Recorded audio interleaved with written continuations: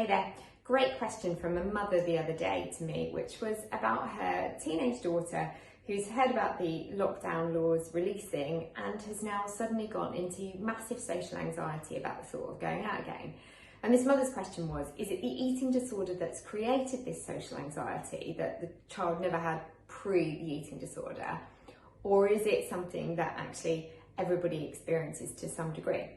So what I would say to that is, I think everybody in society is going to start to kind of consider how they feel about socialising now post the lockdown laws. You know, for 3 months we've been living a much more confined life to what we'd been doing previously. So we build up routines, we build up habits, and if you've been living on your own or you've been living with a very small family unit, just the thought of getting out and about more, perhaps still having a little bit of nervousness about the virus, realising that you can only operate in a certain way, and that you've still got to kind of consider that in the back of your mind wherever you go, whatever you do.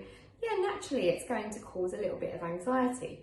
But of course, if you throw that eating disorder into the mix as well, will that be a worse problem? Then yes, it probably will, because the very thing we're talking about doing with family and friends right now is those food occasions. The first thing the government started talking about was the ability for us to have the picnics, the barbecues. It was the idea that we would be able to have food and drink with friends and family in parks or in gardens in a safe manner. But of course, it's putting the food right up there. And that is going to be something that will flag up it'll be a bit of an alarm bell for somebody who's in recovery from or still battling through their eating disorder.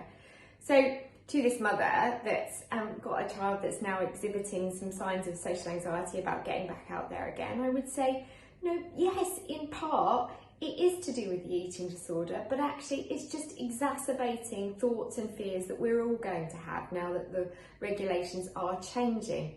What I would say is talk to her about it, have that conversation, let her express what it is that she's fearing. And when you get on specific topics about food, whether it's because you're going to go to Auntie Flo's for a barbecue, or whether it's you're going to have family and friends round for a picnic of maximum 6 people or whatever it happens to be with the current regulations, if it is food that is putting that fear front and centre, discuss that. Let's talk about how's that going to feel.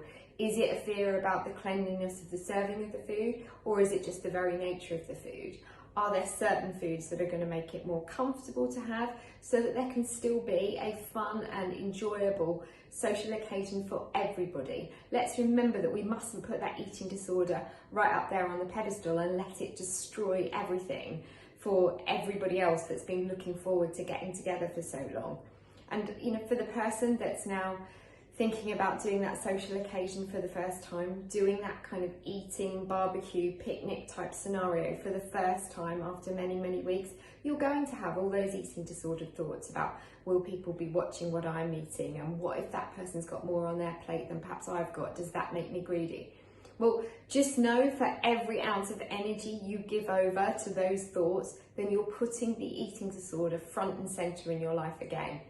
It's only a matter to you of what you are eating, what you are consuming. Don't worry about what other people are thinking, because actually, frankly, other people's lives are far more interesting than being caught up worrying about, your food choices.